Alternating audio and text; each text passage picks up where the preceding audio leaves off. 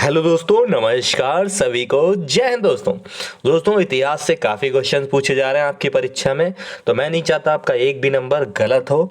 तो दोस्तों एक पार्ट मैंने इतिहास का, हिस्ट्री के क्वेश्चंस का करा दिया जो एसएससी में बार बार रिपीट होते हैं, और मैं दूसरा पार्ट आपको कराने जा रहा हूं। तो पहला वाला पार्ट जिसने नहीं देखा वो देखे, और उसके बाद ये दूसरा देखे, काफ़ी इंटरेस्टिंग होने वाला है और मज़ा आने वाला है दोस्तों। तो शुरू करते हैं दोस्तों। पहला क्वेश्चन आपके स्क्रीन पर ये रहा।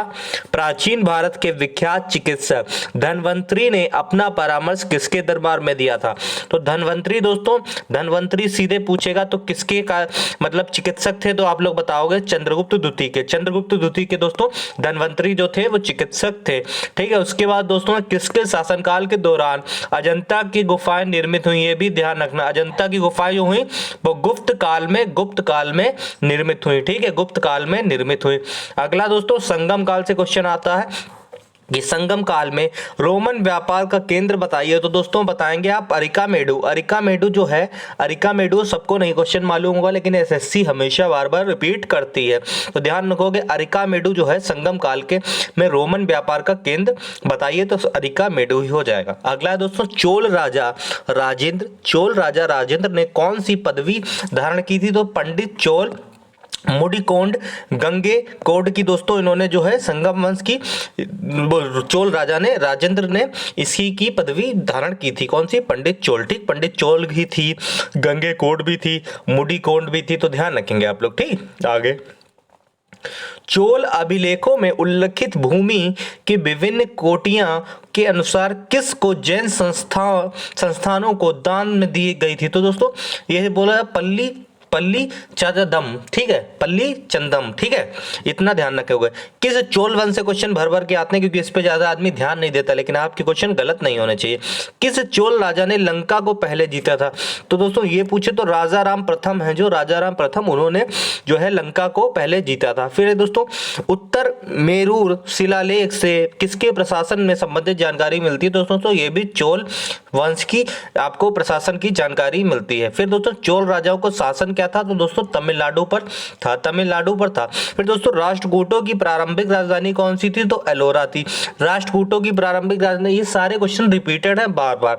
फिर एलोरा के प्रसिद्ध शिव मंदिर का निर्माण किसने करवाया था? तो राष्ट्रकूट शासक जो कृष्ण प्रथम थे उन्होंने कराया था। एलोरा के प्रसिद्ध शिव मंदिर का निर्माण कराया था राष्ट्रकूट शासक प्रथम फर्स्ट ने। ये गलत मत करना, ठीक है दोस्तों, क्योंकि ये नंबर आपके पक्के हैं।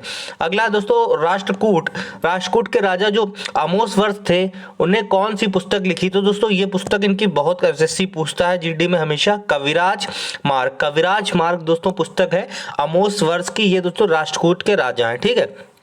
अमोघ वर्ष की दोस्तों पुस्तक है कविरा राजमार्ग, ठीक है। अगला दोस्तों राष्ट्रकूटों की सर्वाधिक चिर स्थायी योगदान था। तो सर्वाधिक चिर स्थायी योगदान था दोस्तों कन्नड़ काव्य में तीन कवि पंपा, पोन्ना और रान्ना तथा कैलाश मंदिर इनके लिए काफी प्रसिद्ध है। राष्ट्रकूटों से यहीं से क्वेश्चन बनता है। कैलाश मंदिर का निर्माण किसने कराया? सबसे ज्यादा राष्ट्रकूटों ने।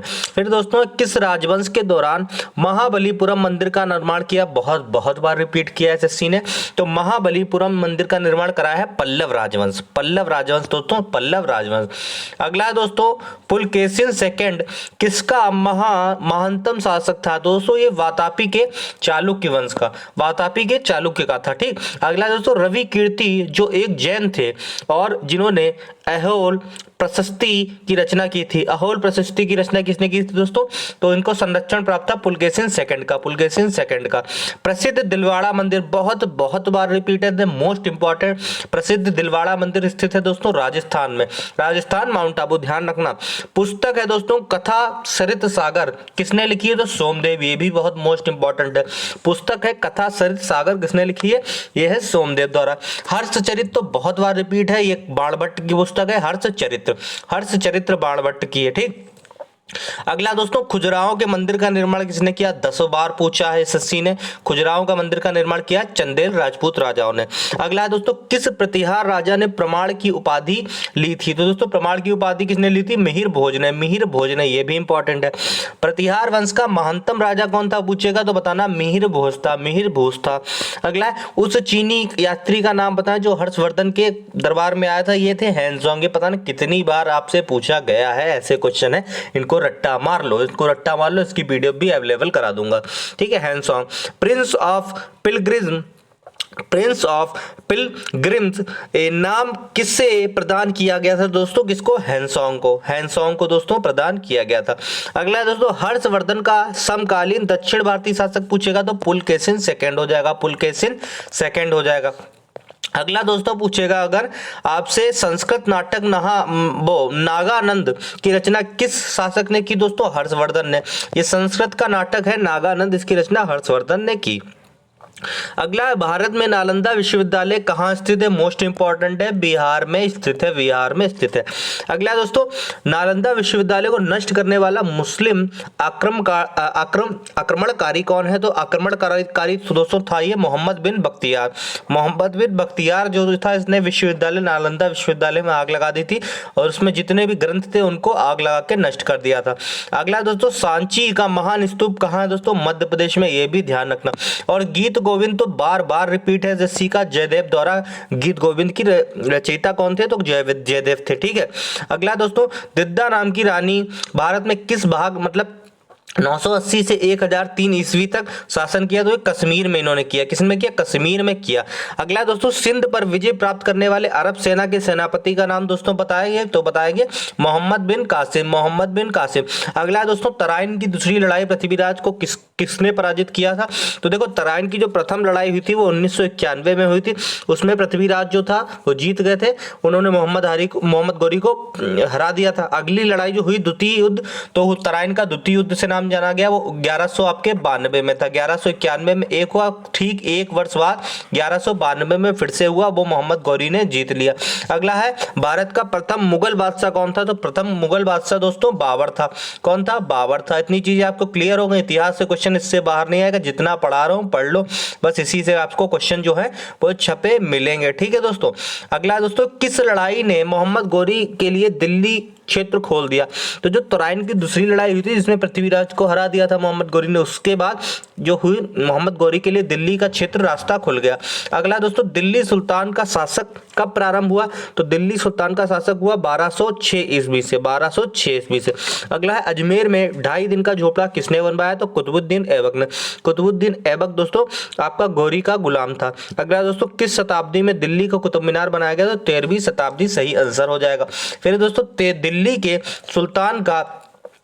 सुल्तान का पद संभालने से पहले बलबन किस सुल्तान का प्रधानमंत्री था? तो बलबन जो था भैया नसीरुद्दीन का आपका क्या था? सुल्तान का प्रधानमंत्री था। फिर दिल्ली सल्तनत का उद्धारक कौन? तो इल्तुतमिश जो है वो मेन माना जाता है आपका दिल्ली सल्तनत का संस्थापक, ठीक है। इल्तुतमिश दोस्तों गुलामों को गुलाम कहा जाता है, ये आपका जो कुतुबुद्दीन ऐबक था उसका दामाद भी था। अगला है दोस्तों चंगेज खान ने जलालुद्दीन का पीछा करते हुए किसके शासनकाल में भारत की सीमाओं पर आक्रमण किया? तो दोस्तों इल्तुतमिश के समय ही चंगेज खान ने आया था। प्रसिद्ध फारसी त्योहार जो नौरोज है उसका प्रवर्तन किसने किया? तो बलबन ने ही शुरू किया था। क्वेश्चन मोस्ट इंपॉर्टेंट है, बलबन द्वारा ही प्रसिद्ध फारसी त्योहार नौरोज का दोस्तों किया किसने मतलब शुरुआत की थी? तो बलबन ने। रजिया सुल्तान किसकी बेटी थी? दोस्तों इल्तुतमिश की थी। इल्तुतमिश दोस्तों गुलामों का गुलाम था, वो रजिया सुल्तान उसी की बेटी थी और रजिया सुल्तान भारत की पहली मुस्लिम शासिका थी, ठीक। अगला दोस्तों वे दो वंशज कौन थे जिन्होंने खिलजी शासकों से तत्काल पहले और बाद में शासन किया था? तो दोस्तों ये थे सैयद तथा लोधी। अगला दोस्तों स्वयं का दूसरा सिकंदर किसने कहा था? तो दोस्तों अलाउद्दीन खिलजी खुद को दूसरा सिकंदर मानता था, सिकंदर सानी की उपाधि भी दी थी। अगला दोस्तों दक्षिण विजय करने का मिशन अलाउद्दीन खिलजी ने किसे सौंपा? दोस्तों मलिक काफूर को दोस्तों ये अपना सौंपा। अगला वह सुल्तान कौन था जिसने खलीफा के अधिकार को मानने से इनकार किया? दोस्तों अलाउद्दीन खिलजी ने खलीफा के अधिकार को नहीं माना। अगला दोस्तों वर्तमान में दौलताबाद जहां मोहम्मद बिन तुगलक ने दिल्ली से राजधानी को स्थानांतरित किया था, किसके समीप स्थित? औरंगाबाद। याद रखोगे, एक एक क्वेश्चन में आपके नंबर छिपे हुए हैं। अगला दोस्तों मनियारों का राजकुमार किसे कहा जाता है? तो मोहम्मद बिन तुगलक, मोहम्मद बिन तुगलक। लोधी वंश का संस्थापक पूछा जा चुका है आपकी परीक्षा में, बहलोत लोधी है। दिल्ली सल्तनत का अंतिम वंश कौन है, तो लोधी वंश है, लोधी वंश है। उसके बाद मुगल वंश की नींव रखी जाती है। सूफी परंपरा के पीर का क्या मतलब है, तो पीर का है सूफियों का गुरु, ये भी पूछा गया क्वेश्चन है। सूफी आदेशों को किसे नाम से जाने जाते हैं, तो सिलसिला नाम से जाना जाता है, सिलसिला। एक एक क्वेश्चन एक एक नंबर का आपका छपा मिलेगा। भक्ति प्रचारक शंकर देव ने किस प्रादेशिक भाषाओं का उपयोग करके उसे लोकप्रिय बनाया, तो दोस्तों असमिया भाषा, असमिया भाषा मोस्ट इंपॉर्टेंट है शंकर देव ने, ठीक है। अगला है दोस्तों एनालैक्टस पवित्र ग्रंथ है दोस्तों, किसका है दोस्तों, तो ये है दोस्तों कन्फ्यूशसबाद, मतलब कि कन्फ्यूशियन जो धर्म है, कन्फ्यूशियन जो धर्म है उसका ये ग्रंथ है एनालैक्टस, ठीक। अगला दोस्तों विजयनगर के राज्य की स्थापना किसने की, संगम वर्ष, क्वेश्चन छपा हुआ आपका आया था, ठीक है। गोवा के महत्वपूर्ण किले को बहमनियों से छीनने वाला प्रथम विजयनगर शासक कौन था, तो हरिहर सेकंड था, हरिहर सेकंड। अगला दोस्तों कृष्णदेव राय किस राजवंश के थे, तो दोस्तों ये शासक थे विजयनगर के, विजयनगर के शासक थे कृष्णदेव राय।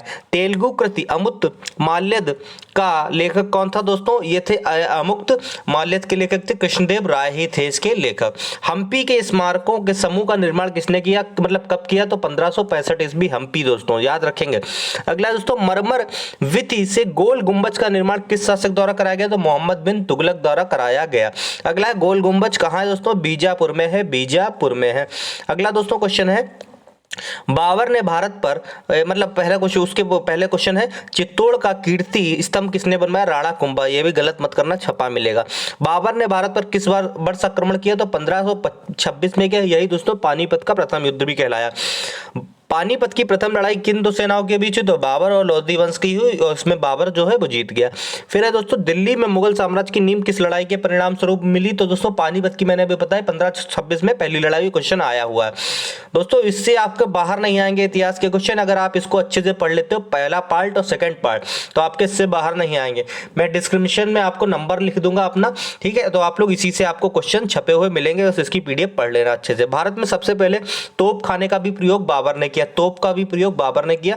अगला दोस्तों बाबर की मृत्यु कब हुई, तो कहां हुई, तो दोस्तों बाबर की मृत्यु जो है वो आगरा में हुई दोस्तों। तो ये थे जीके के क्लास दोस्तों, बेहतरीन लगी हो तो प्यार बनाए रखो और ऐसे ही वीडियो को सब्सक्राइब करो, चैनल को सब्सक्राइब करो, शेयर करो और जुड़े रहो, ठीक है दोस्तों। धन्यवाद, जय हिंद, जय भारत।